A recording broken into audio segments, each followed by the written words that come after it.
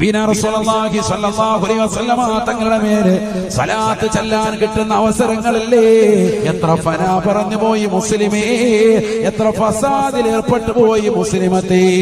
ഏതെല്ലാം മോശപ്പെട്ട വചനങ്ങളാണ് നിന്റെ ജീവിതത്തിൽ വന്നു പോയിട്ടുള്ളത്. മഹ്ശറയിലേക്ക് എത്തുമ്പോ ആ നബിതങ്ങൾ നമ്മുടെ കൈക്ക് പിടിക്കുമോ മുസ്ലിമേ?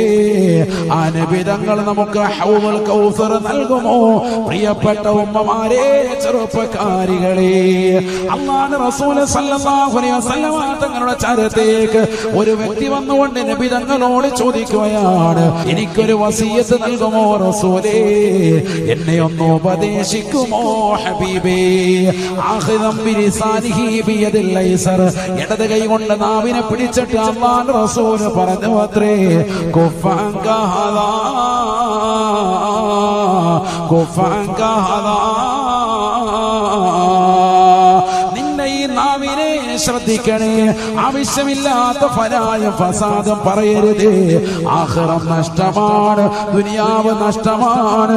നബിയുനാ റസൂലുള്ളാഹി